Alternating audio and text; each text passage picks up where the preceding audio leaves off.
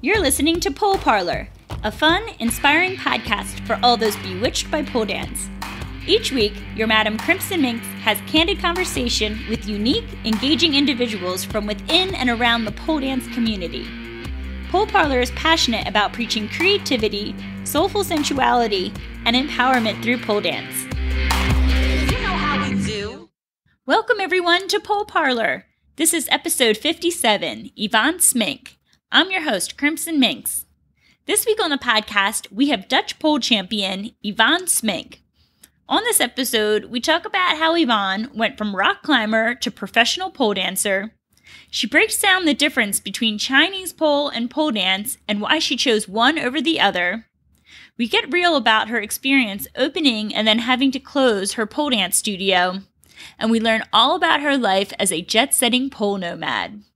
But before we jump in, just a heads up for anyone listening in real time, I'll be taking the next few weeks off to open my studio, Minxxx and Muse, here in Austin, Texas, but I will be back in October.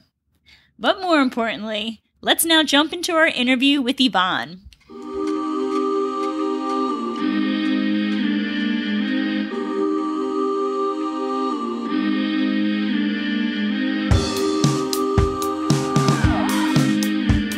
Welcome, Yvonne Smink, to the Pole Parlour podcast. How are you today? Yay, thanks for having me. Yeah, really good. It's early morning here, but I know it's evening for you. I know. So I'm in the sunshine and starting the day.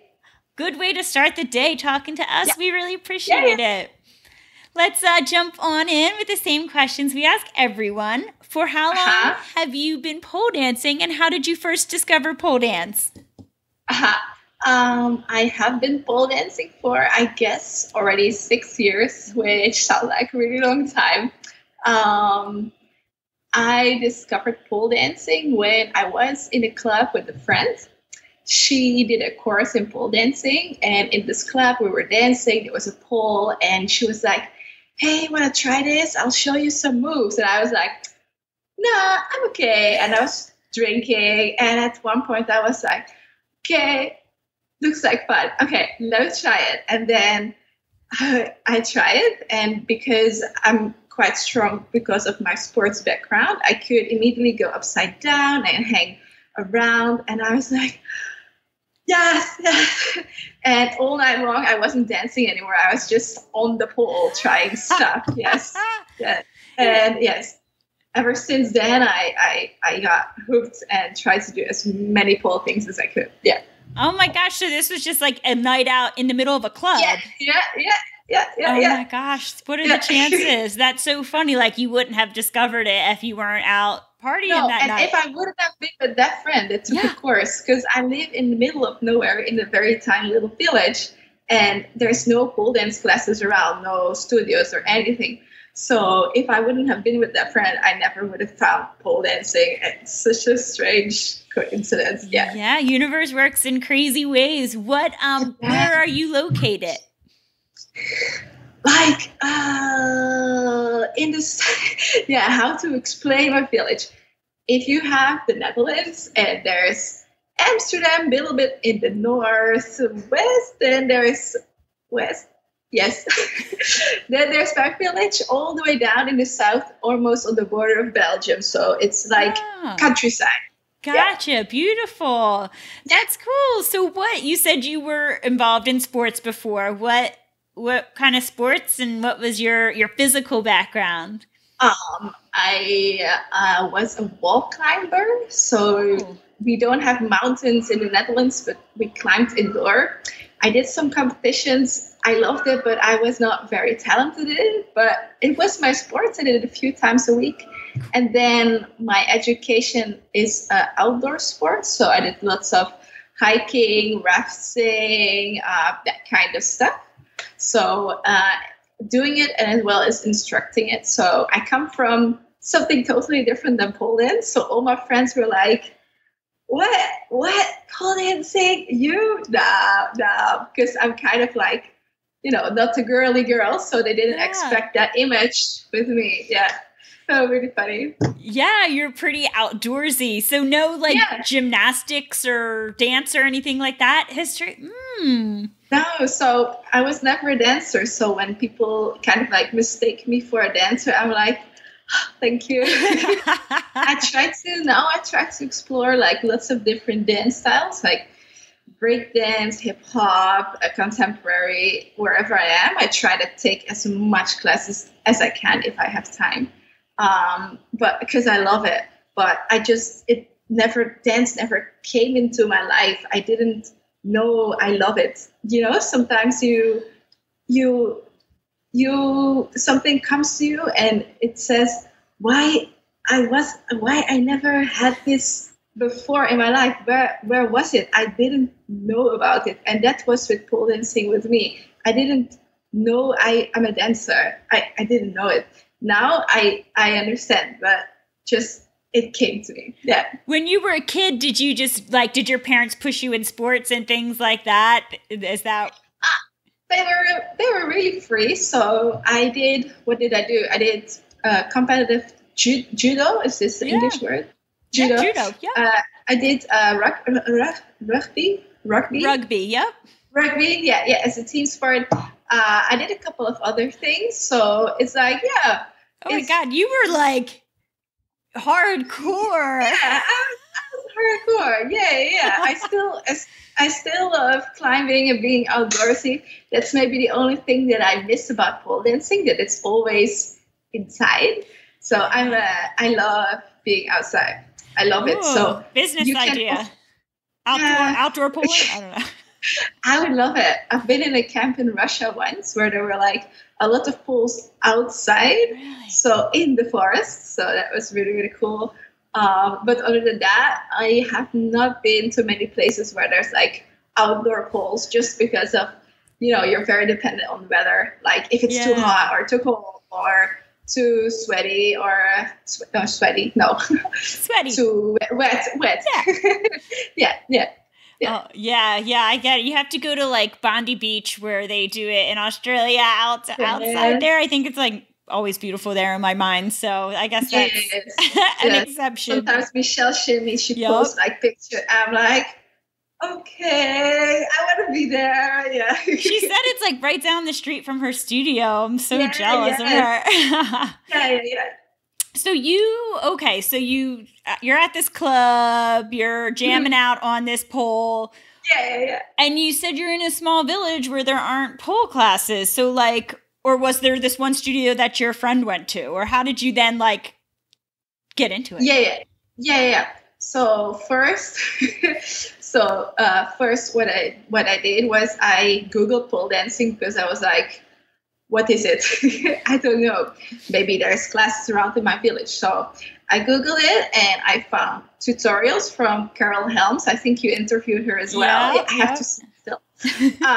And I was like, this woman is amazing. She did the flag, and I was like so graceful and wow. So the first things I tried were just on a street pole, like looking at my the videos of Carol Helms at my house. Walking to a street pole, like it's the one that says "No pooping for dogs." Yeah.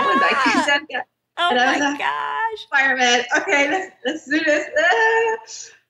So that was. I am crazy. Your neighbors must think you're bonkers. Yeah. They must have think I lots of things.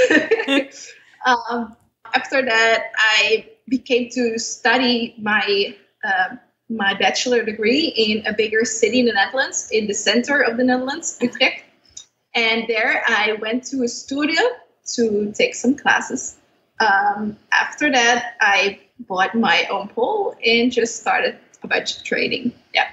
Nice. So you're just doing it at home after that because you knew you just wanted access to it all the time type of thing. Yes. And also because, pole dance classes are quite expensive. Yeah. And I was a student. I was like, okay, I will just put up a mirror and have this pole in the center of the student house. So it's like a public room. And I had no. Guys, I'm sorry, I need the space. Did your roommates get into it too?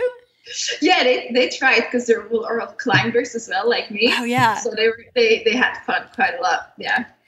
Yeah. And now it seems to me I've like, seeing you dance, I feel like, do you get inspiration from Chinese pole as well?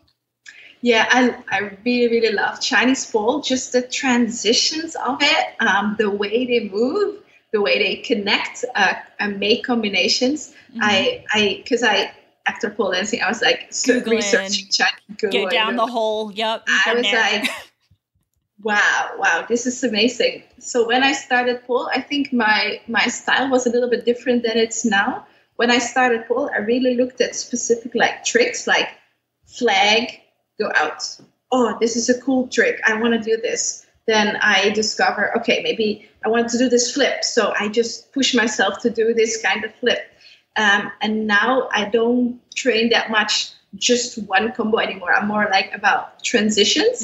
And I found out that Chinese pole is also not just about one trick. It's also about transitions. But because my brain wasn't ready to receive information that I see on this little YouTube video, I was just, okay, this one thing, and not connect it together. Yeah.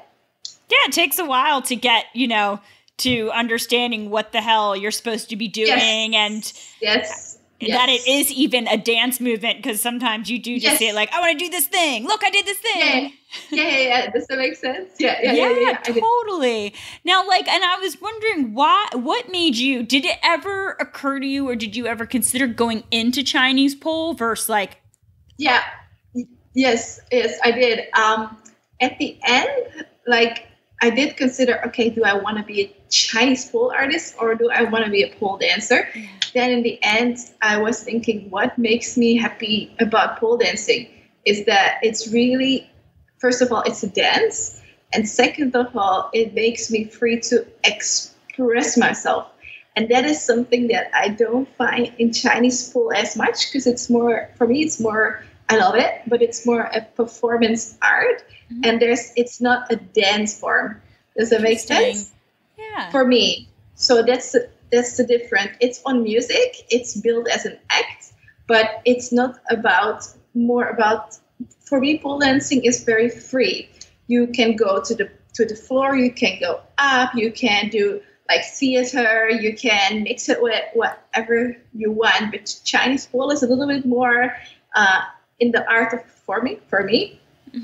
So I found myself more I want to do weird stuff. I want to do this and this and this. So then pole dance is a little bit more suited for that kind of. Does that make sense? Totally. Like there's more, there's less limitations in pole. Like in Chinese pole, it sounds like you could train in Chinese pole and get inspiration, but you like you can't really go do some floor work or then do like some of your conceptual stuff in Chinese pole. Yeah. So, but the funny thing is, next week I will teach in a circus in the Netherlands in a Chinese pole class. But I will teach pole dancing techniques to them. So I was invited. It's really cool. They invited me to teach whatever pole dancing has to offer towards Chinese pole. So I made a list of movements. I was like, guys, no worries. I'm not going to ask you to point your toes or anything. But there's like lots of acrobatic floor movements, handstands that we do, transitional pole stuff that can also be used in Chinese pole. Yeah. So I'm really excited to teach Chinese pole people the pole dancing stuff, because usually pole dancing people take from Chinese pole and not the other way around. So I'm really excited. So for those who don't know, can you just explain to us what the difference is between our pole and Chinese pole in terms of the apparatus? Yeah, sure. So Chinese pole is different from pole dancing pole. First of all, it has a rubber coating. So, and this rubber coating has different thicknesses. Like in pole dance, your poles have different thicknesses, different sizes. So in Chinese pole as well. Oh, cool. So because of this rubber coating, you can actually wear clothes when you do moves, which is cool because it looks optically different if you have no clothes on or if you have clothes on. So the grip is a little bit different and you can just do more for example, different type of drops, different types of dynamic movement that has just a little bit better grip on the hands. So yeah, just the techniques of it are a little bit different than pole dancing. Yeah, I remember we had Alex Shukin on, and he said he trained a lot on Chinese pole at first, and then he went to perform on a regular pole, and he like ripped his skin off doing on the regular pole because he was used to, he was bare skins, and there was yes. So usually in Chinese pole, you also have these kind of like bandages that you wrap around your stomach and wrap around your elbows. Oh. So you have more layers that protect the skin. So I can imagine, because Alex Shukin is crazy, man. So I see him before, I'm like, I can totally imagine he rips his skin off. Yeah. So that's different. You can't do the same thing on. Yes. You have to know how they work differently. Oh, well, we're so happy that you chose pole dance. Yeah. So how did you start? What was your kind of transformation into being a professional? Are you a professional poler? And like, you're at that level. How did you go from just being like, I'm going to practice in my dorm room type thing to... Yeah. I guess I gently flew into it. Like, I didn't decide, like, I want to be a professional pole dancer. It kind of, like, happened to me. Mm-hmm. So one thing that happened, so, of course, after I started training, I did some competitions, but I didn't really have an own style. Like I said before, I looked at a YouTube video of Chinese pole. Oh, I want to do this trick. I want to do this trick. And that's how my performances were. They were like strength trick, random split, strength trick. So not really interesting to watch. Please go to YouTube that. And then at one moment, I participated in a TV show in the Netherlands called Everybody Dance Now. And that's actually the first time when I saw live dance performances, because it was not just me doing pole dance, but there were also like hip hop dancers, contemporary dancers, and I saw these dancers, and I was like, spark went into my brain, like, oh my god, I am a dancer, I'm not a tricker. And that's when I started realizing, okay, I want to explore dance. I want to feel what they are feeling. I want to express myself how they are expressing, but then with a pole. So that at that moment, I started to take dance classes and different styles, taking as many inspiration as I could, because I just didn't realize you could move your fingers like that. I was like, wow, mind blown. Can I do this with the pole? What can I do? What can I take? So after that, when I started exploring dance movement in the pole, I started to create more of an own style, as you can say. Mm-hmm. So I think in 2014, I made a routine which was still very trick, but a little bit more with an own style to it. And that's when people started noticing, okay, you have some skills. Maybe I would like to learn from you.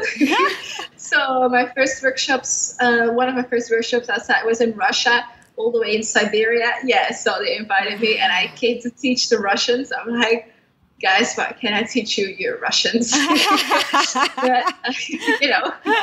But, ever since then, I started traveling a little. Started traveling a little bit, and teaching. Wow. So did you teach at a local studio near you at any point, or were you just? Yeah. You did. Okay. Yeah. So sorry, maybe the timeline was a little bit different. So, so I participated in this TV dance show, and of course, I had another job. I worked with people who are overweight. Like, I was a coach to help them slim down. I'm like a drill instructor. Scary. Yeah, I know.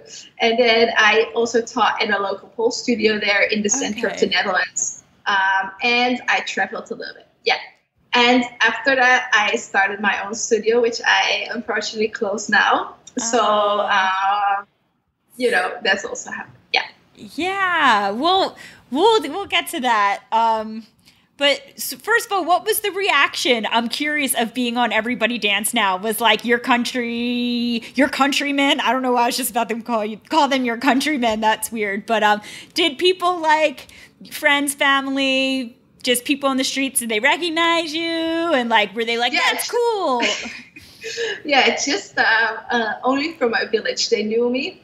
So when I performed in this TV show, it was the first time that my parents saw me dance. So they never saw me pole dancing before. No way. So mostly the reaction of my dad and mother, just to see me perform and see me do my thing, that was like the most important to me. Yeah. Yes. So then in my village, everyone knew that I was this pole dancer girl on TV, and everyone, I wasn't expecting it because, you know, in small villages, people have opinions. But everyone was so positive. Yes. Cool. All the neighbor kids came to me. I saw you on TV. And it made me like little pole dancing doll from paper. And I was like, this is so cool. Yeah. I still have that. Yeah. Just positive responses. Yeah. Oh my gosh, that's great. And like, you know, educating people who wouldn't know even what that is, of like, wait, this is a thing that people are doing, you know? Yeah. So many people say that, you know, we had Stephen Retches on and he did one of those shows here in America. And I've had some people say like, that's when I first learned about pole, when I saw him on television doing it. So I bet a lot of people started doing it in the Netherlands and started looking up their pole studios. Yes, it became, people really send me messages like, wow, this inspired me. Yeah, it was so cool. And after that, like more pole dancers entered TV shows, and we even had a program called Celebrity Pole Dancing, which local celebrities from the Netherlands, like actors, singers, and went to learn pole dance routines and did battles to each other. So it was really cool. So yeah.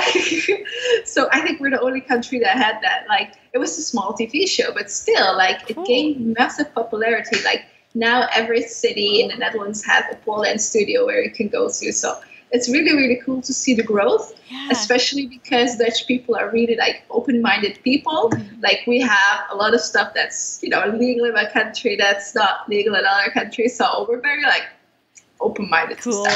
Chill folks. Chill folks. Yeah. So, okay, so you were teaching, you were working, you start doing these workshops, and all this time you're kind of like developing your own personal style. How do you describe your personal style now? Like, where do you think you've landed with that? How to describe a personal style? I don't think I know an English word for it. But let's see how I would describe myself. I would say that I interpretive. Yep. Interpretive. My movement with emotion. Yeah. Yeah. It's so emotional, interpretive. Yes.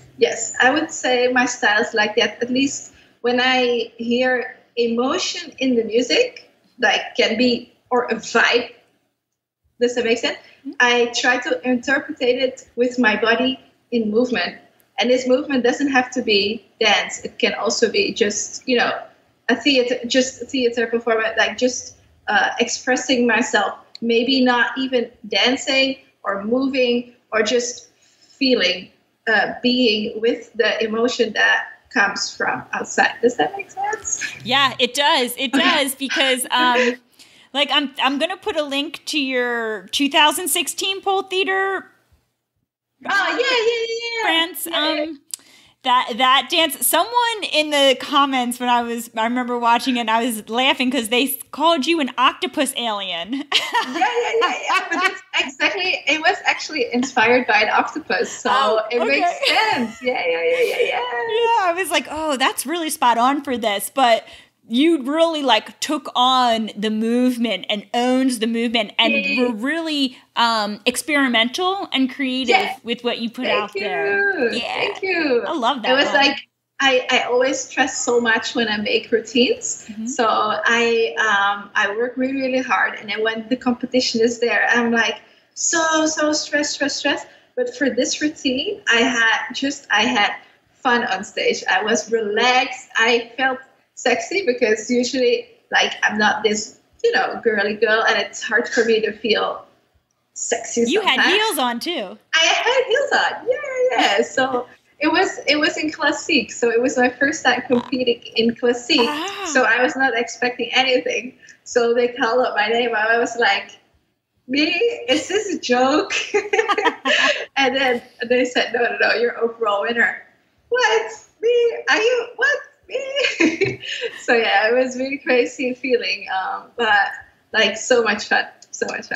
Yeah, so many people have cited you on this podcast as being one of their favorite at the moment, just because seeing how you and citing that they saw you transition, and they saw you go from being kind of figuring out who you are as a dancer to just living like that in your routine. So it's like kind of cool to witness someone who has the skill, but then like come into themselves, Yeah. It makes it maybe a little bit realistic because, some people like, sometimes I go on YouTube because I like to go back into YouTube to really like old performances, maybe like 2009 performances, 2010. And then just watch back. And if you watch, for example, Ona Kevela, her first routine is like mind-blowing. Yeah. Like she was born amazing for me. And, if you go back to my first routines, and I'm like, no. What is this? Why am I doing this? Can someone explain me what is this? And so it's cool to see. It's cool to see where you've come from, but it's also interesting to see that some people just boom, they're there. They were already amazing when they came out of the belly. Yes. I bet even Una's critical of herself. We're all our harshest critics, but true. I don't know why she would be, but yeah, totally. Yeah. You should interview her sometime. She's a friend of mine. She's awesome. Yeah, okay. I like her a lot. You have to. Now we just have to awkwardly tell her that we spoke about it on the podcast, and now she can't say no. Yeah. You have to. Yeah. Okay, it's done. I promise, guys. I'll get her on. And if it doesn't happen, it's Yvonne's fault because she couldn't talk her into it. But so I'll send her a message. She'll do that. Yeah. Thanks, babe. Okay, so you are developing your style, you're teaching, you're touring, you're doing all this stuff. At what point do you decide to open a pole studio? I decided it right after I did the performance with on television, because a lot of people sent me messages like, "Oh, I want to take your class. Where can I take your class?" I was like, "Okay, sounds like a good moment to open a studio." So I opened it in not my own village, but in a really, really tiny village next to my village. Okay. So it's kind of in the middle of nowhere. So I opened my studio and I had it for 4 years. But then recently, like in this past year, I had to decide to close it down, unfortunately, because of financial reasons, because I couldn't, in the 4 years that I had the studio, I didn't make any money out of it, probably because I'm maybe not the best business owner that there could be, because I just started like many other people did a pole dance studio because of the passion of pole, and not maybe because I'm an excellent person in running business, which is, it's hard to admit, but it's just reality. So yes, I had really sad students. I had sad feelings with myself, like, why do you open and why do you close it then 4 years later when you have worked so hard, all this effort went into something and it didn't make anything? I still see my students when I'm back in my own country. I help them with routines and stuff. But yeah, I just realized, okay, maybe this is not owning a studio. It's just not my thing. Yeah. No failure. Don't even see it as that or anything. It's just something that you experienced, and you got to provide a lot of people with a place to train, and you had a place for you to train. But it's good that you realized, like, that, oh, wait, I do have to make a living off of that. And it isn't. Yes.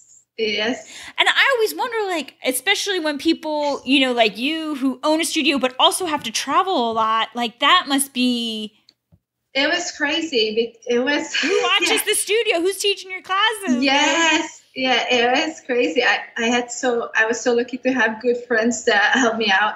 But it was, you know, you're in another country, you're teaching. Then people would call me, hey, I'm here for class on the door. Where is this teacher? And I'm like, oh my God, it's crazy. And I know a few people in the pole dance world that have an own studio and travel. And I'm like, guys, how you manage your life? Because it's insane. Like the amount of work that goes into being a studio owner, people always underestimate it. I know how much work it is, even though my studio is quite small. It is a lot of effort. And then on top, traveling and teaching and giving not just your skills, but also your energy. You give your energy to other people in other countries. You have to be present. And then you can't really clone yourself or split yourself or whatever this English word is called.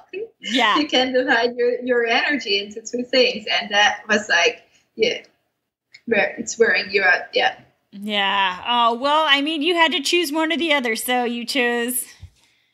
Close it down, because it's not worth getting yourself in like a deep financial mess over either. No. People were very lucky to have it there while it was there. And on to the next thing. So now you kind of have this freedom where you're not tied to a studio anymore. How does that feel? Probably. Yeah, it feels good. It's just I travel a lot, so now I'm a pole gypsy. I live kind of from my suitcase, which is kind of cool. Yeah. So this last year, I have been floating around. So I've just been going with whatever studio wanted to have me. I was like, okay, I can come. So now I'm in Singapore for 3 weeks in Milan pole dance. So it has been really, really cool. I've been to lots of other places in the past year. I've been to Russia, to Europe, to South America, to Australia, to New Zealand. So I just went around and shared. Yeah. So do you just have do you even have an apartment in the Netherlands at all, or? I do kind of went back to my parents' place just because of financial reasons. That's what I would do. I'd be like, store my shit. Yeah. I'm like, can I put this back in my old room? Yeah. And I'm going to be on the road now. I'm going to Singapore. Bye. Yeah, bye. Why would you pay for both if you're always on the road? It doesn't make sense, you know? Yeah, it does. Yeah, it does. So I'm always a little bit ashamed, like, okay, I'm 27 and I live with my parents. But you really live with the pole community. Yeah. Okay. They're my family now. Yeah. So you're because we talked to Mary on Cramp, and she kind of has a similar life where she's like, I just accept it. I'm living out of a suitcase for a while, so I don't have that much stuff, and I just kind of follow that. But you have to have the right mindset. Like, what really is the reality when you're traveling around and doing this? Are you always do the owners put you up in their places? And yeah, like most 90% of the time I stay at the owner's place, which is actually the nicest thing, because if you're in the hotel room, you're just by yourself. But if you are in the local with the host, it's really nice to interact with people and see how they live, how they feel about pole dance, because everywhere you travel in the world, people have different, opinions, different feelings, different ways how they see pole dance. So it's really cool to experience that. I live from my suitcase, yes. How to say it? You have to have a right mindset. I agree with Marion Kramp. You have to accept that you can change situations that you're put into, yes? When you're traveling, you arrive and you accept the country, the climate, the environment, the energy of the people. When you travel to another country, you accept, okay, maybe I have to take shitty planes, I have to cross this, I have to deal with people, I have to. So it's a lot of different vibes that you get into, but you have to just accept it, suck in, and deal with it. Yeah. Yeah, it must make you a much more kind of calm, zen person. Like, this is what is outside of me. I cannot control. I can just control my mindset. Like, I'm sure that is making you a better human being. Yeah. I definitely had to learn that not to panic when I was, in another country in a language that I don't speak. Yeah. Having to find something, it makes you very, I don't know, worldwide, we say in the Netherlands, but I'm not sure if it's translates correctly. It made me definitely grow up because when I still lived in my little village, I never traveled. I never went up to Amsterdam. I was like staying always in the same place. And now I couldn't imagine it, but now I'm traveling the world. And if you said that to me 5 years ago, I was like, okay, I'm staying in my own country. And now I'm like across Pole gypsy. Yeah, pole gypsy. That's cool. So how do you train? Like, what's your training schedule like? Do you have to make sure you get that in as your...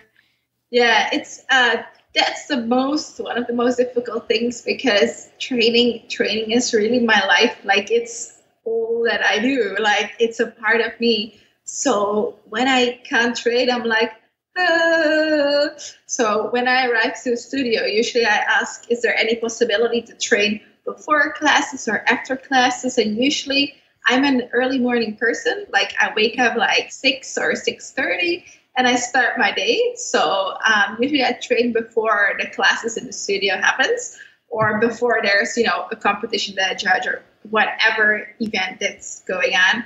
So at least that I get some training done. So I try to train as much as I can, as much as possible in the country that I am. Yes. What's that look like? Like, what's a training session like for you? My perfect training session, if it's like a perfect day, I would do 4 hours of training a day. I know it sounds like a lot, but it's not like 4 hours of fungies. Yeah, it's not 4 hours of Chinese full movement. It's like proper warm-up. Yeah. Proper warm-ups because when you don't have time, you always skip the warm-up. You just go like, I want to try this thing. Let's do it. And you forget that your body has to and your mind has to wake up. So proper warm-up that takes me 30 minutes, maybe a little bit more. Then it's not just tricks. I also like first floor movement, then floor movement with the pole. Then I start going up, exploring some stuff that I was working on, then exploring some stuff that I wrote down like, oh, maybe I can try it like this. Then I do, conditioning. There's like cool down. So all that takes 4 hours, but it's not massively hard. Running a routine for 4 hours straight or something. No. But I like to take time and, take time to feel and take time to explore rather than rushing yourself into hardcore tricks. So that makes sense. Yeah, no, totally. That's cool that you get to like do, because I'm sure you always have either a workshop that you're preparing for as well, or yeah. Yes, a performance or something. So you have like something specific that you want to work on, but you want to not do that for 4 hours straight. Yeah, exactly. Yes, because sometimes you're so busy with preparing lessons or preparing performances that you forget why you started pole, because it becomes such a job. And because I want to keep the feeling that I love pole and I love it because I feel it inside and not because I want to earn money with it. Mm-hmm. I want to keep that training time for myself to at least to feel and explore and improvise. How you say this? Freestyle. Yeah. Freestyle. Freestyle, improvise. So I keep feeling in my mind and in my heart that is what I want. Yeah. So what are your plans and trajectories moving forward now that you've done the owning the pole studio thing, your kind of gypsy life? Like, what are some things you have your eye on? Yeah, exciting stuff. I can't say too much about it yet, but I am looking into going into a permanent residency in another country. Ooh. So it's really cool. I've been working on it for quite a while because visas are quite difficult. Mm-hmm. So I still want to keep it on the low if the visa doesn't work out. But because I've now traveled so much, I've seen a lot, I've shared a lot of stuff with other countries, other experiences, and taking that in. So now I think I'm ready to kind of settle down and do a long-term residency in one country and kind of focus on one thing, one group of students, and then build something. Yes. That's cool. Well, we're keeping our fingers crossed for you, and we're going to be following you on social media so you can announce when something shows up, when it happens. I think within the month. Yeah, I hope within 1 month. I know. Yeah. That's cool. Yeah, guys, we'll follow you on social media, and can't wait to see what this exciting thing can be and where you're coming. Yeah. So you're more of like, you enjoy the teaching more than the performing? Yeah, okay. Yeah, I think I'm more of a teacher. I like performing as well, but let me think. I have to say that I don't like competitions that much because I don't really like the competitive part of it. Does that make sense? So I like performing. Okay. I love sharing something that I feel, that I work so really, really hard.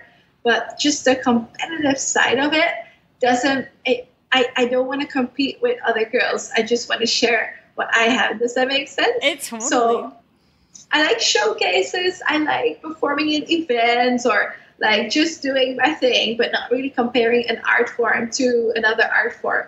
Like comparing a Picasso and a Van Gogh, like which one is better? Because they're both beautiful paintings, but my taste is maybe different. You know what I mean? Yeah. No, that's very well put. I totally respect that. So I'm happy to hear that we can still see you perform. Yeah, of course. No. I'll keep going performing. I'll keep doing maybe competitions, but it's just not where, it's not. I'm not like a really competitive person. Yeah. You're not trying to be world champion, pole dancer, medals. No, that has never ever been my goal. No. Okay. No. It just, if you would know me, you know that I'm not that person that's like, yes, I want to be number one. I want to be on top. I want to, like, I work hard. Don't get me wrong. I train a lot, but being something like a number, like being the first, it doesn't really mean something. It's just a number. Does that make sense? Yeah. It's just something that's written on a paper. It's just a medal, but it's not something that says actually about the quality of what you're doing or the thing that you're doing, where it comes from. Does that make sense? It's just a number. It's just metal. It's just a paper for me. Yeah, that's a great way to look at it. It sounds like you challenge yourself and you want to be happy with your own performances, and you probably want to be respected by your peers, obviously. Yes. And that's probably a better way that you gauge your success. Yes. That's cool. Okay, well, let's jump in to the second part of the interview, the questions that everyone is asked on this podcast. So the first being, who is your pole crush? Definitely Marla Fiskin. I really, I think lots of people will say Marla Fiskin. Yeah, I thought so. Yeah, I like watching her move, like just the way how she moves. I had the opportunity to train with her once, and after I trained with her, she just inverts, but it's like a dance. It's like a flowy, connected animal that goes wherever it wants to go and doesn't really, I don't know. It's just like, I like watching her. Yeah.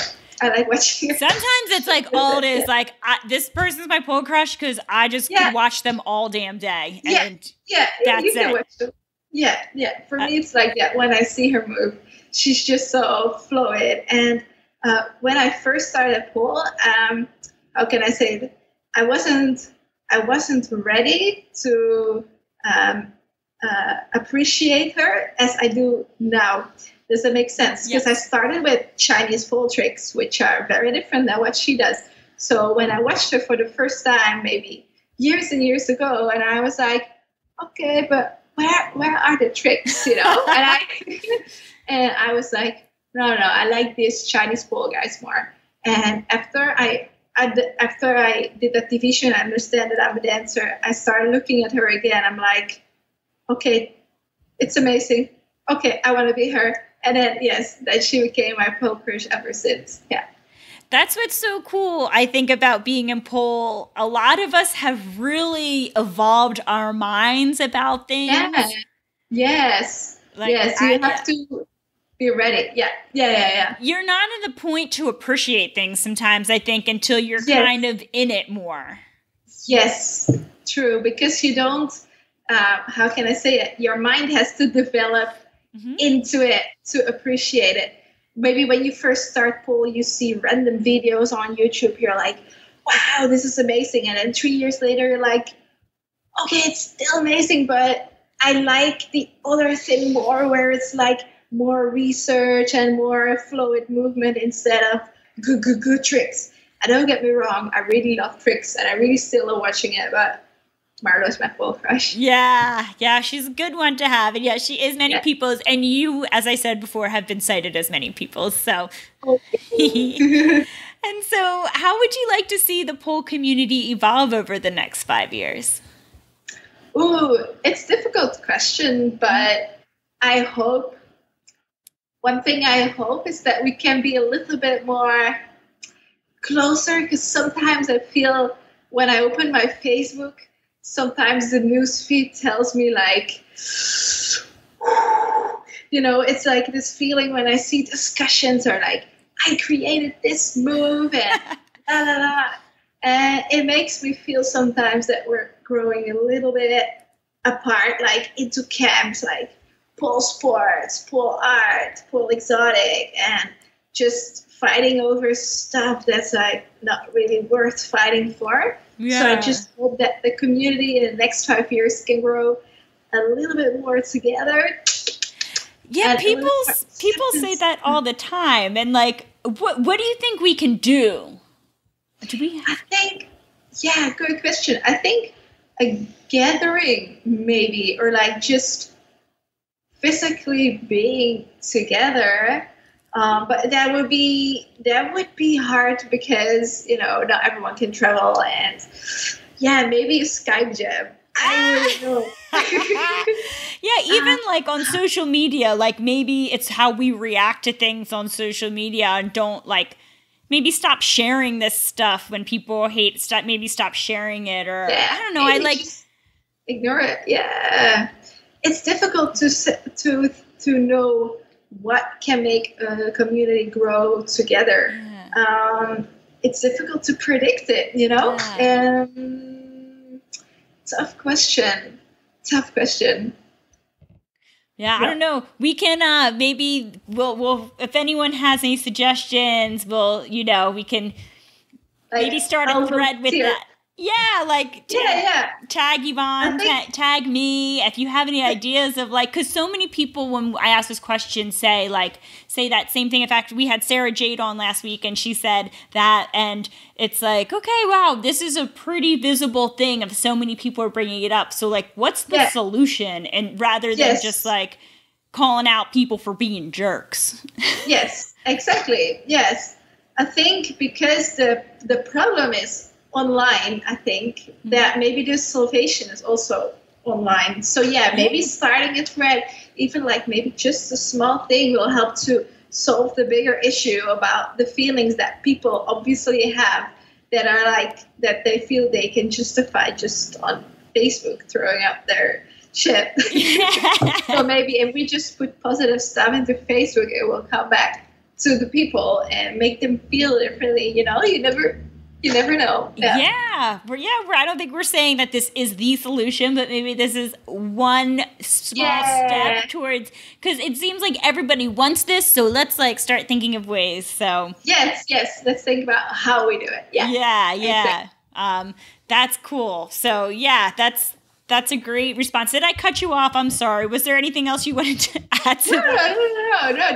That's it. Yeah. Okay. Yeah. Unity. All she wants is world peace, or if not world peace, pole peace. How about that? That's nice. Yes, that's the pole piece. Yeah, that's actually a nice ring to it. Nice. Yes, nice hearing. Pole piece. I like it. Yeah. All Yvonne wants is pole piece. So let's see how we can make that happen. That's all we all want. Yeah. Okay, so I'm gonna put all your social media, speaking on social media, in the show notes. What do you have coming up? Where can people catch you if they're not in Singapore right now, or is it kind of all up in the air with this next big move you got? Yeah, so I have to stay quiet about that, unfortunately. Okay. Like I said, I'm just gonna be in the Netherlands for a little while to deal with my visa stuff. So if you want to catch me, I'm in Europe, in the Netherlands. Come see me, come hang out, come jump in the pool with me. And then, just for my next move, I'm just going to stay quiet and hopefully release in the next month where I'm going to be. Awesome. And so before I let you go, can you leave us with an inspiring message or quote, something to sign off with? I'm not really like a person that has like